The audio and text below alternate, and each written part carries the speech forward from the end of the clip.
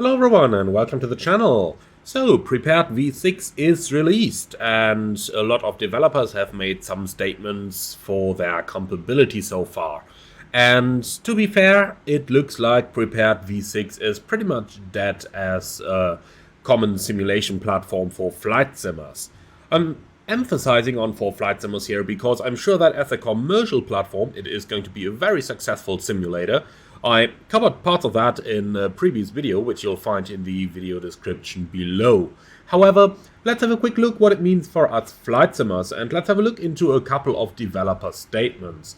Let's start, for example, by looking at what PMDG said in regards to Prepared V6. Quoting Captain Randazzo, "With all of our development resources focused on bringing our airliner simulation in a Microsoft Flight Simulator, we are not currently planning to update any of our P3D products for compatibility with P3Dv6. We've done the obligatory drag and drop to see if the products will work as is and have had poor results.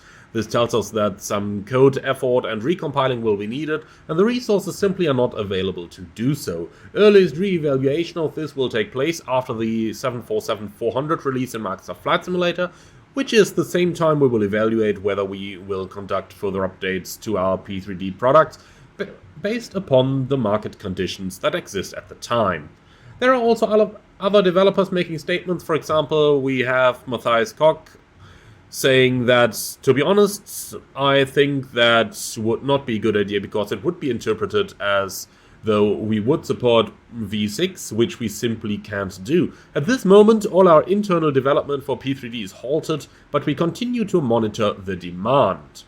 There have also been statements from other developers, like for example A2A Simulations, saying over here that following the recent release of Lockheed Martin's Prepared V6, a few of our customers have asked whether we plan to support our existing P3D V5 products in the new simulator. All of our resources are currently focused on developing AccuSim 2.0 for Microsoft Flight Simulator, and we are not currently planning to update any of our existing products for Prepared V6. They continue to say that anybody is free to experiment with their older products in the new simulator, but they don't guarantee that things are going to work. Similarly, there are statements from other developers. For example, if we have a look into the Hi-Fi Sim forums, the developers of ActiveSky, they say that they're very excited about the P3Dv6 announcement. At this time, they can't share too many details, but what they can share is that ASP3D current version is not planned to be V6 compatible as is, and a significant interface redesign for the new atmospheric engine as announced is an obvious fundamental request with other significant factors. The details of this, including our product plan, features, scheduled pricing and other specifics, are yet to be finalized. Thank you for your patience while we work hard to eventually deliver further information just as soon as we can. So this tells me that Hi-Fi or the guys at ActiveSky are working on something, but if you look into the amount of feedback this has gotten, they've really only gotten 3 likes on their forums for that. So it's probably not too much of an interest. If you're wondering about interest, then it may also be worth looking into the FS Dream Team forums, who have given a support topic for P3Dv6 support, and look at how often this has been read, not even 1,000 times. Compare that with the amount of clicks that topics on MSFS get, and you quickly can tell that interest from the customers in P3Dv6 is marginal at the moment. However, having a look into what FS Dream Team actually says, they do say that they're happy to announce that all their installers now support the new P3D version, and that their products actually do run inside the new simulator, because GSX and GSX Level 2 work on the Quadal scripting engine, which runs outside of the simulator, and therefore they can easily, putting that into context, make their add-ons compatible. They do go on to say, however, that their sceneries are updated in terms of the installers. However, there may be visual issues, especially with older sceneries originally made for FSX, which can be mitigated by some reasons. But you can basically see that FS Dream Team did get their product into the new simulator, however, mostly because their stuff works outside of the sim, and some of the airports may have some issues.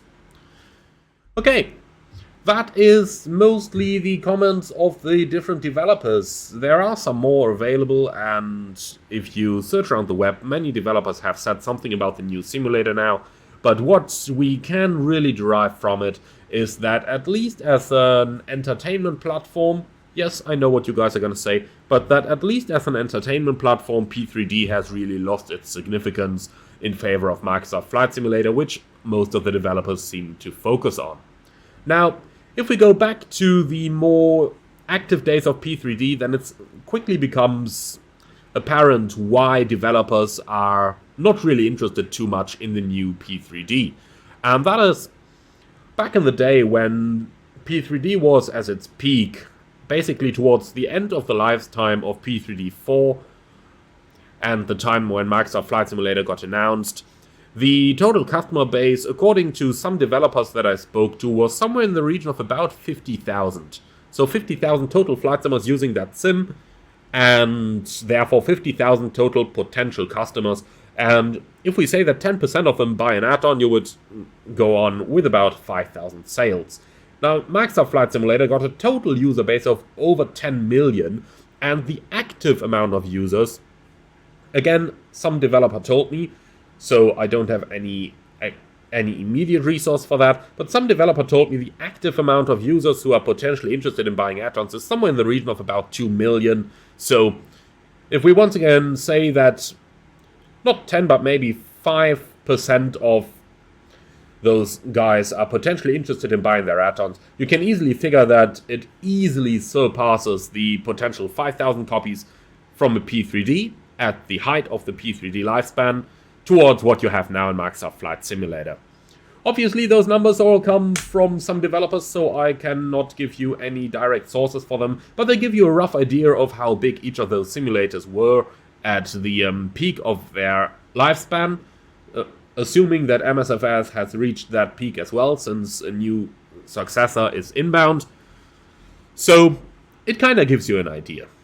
Now, this is where I would like to sign off for today's video. Thank you very much for watching, everyone. If you do have other comments from other developers, then do put them in the video description below, as I'm sure that others will like to read as many of them as possible, as my selection was really just a broad one of some of the bigger developers on that platform.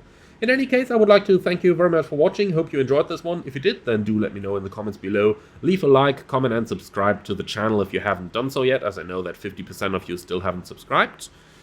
So if you want to keep up to date, then do that. If you want to keep up to date on new procedures and how to fly your favorite airliner aircraft, then I would love to see you on the channel as a frequent visitor. And if you really like what I'm doing, maybe even as a channel member, giving you early access to new videos before they're released for everyone else.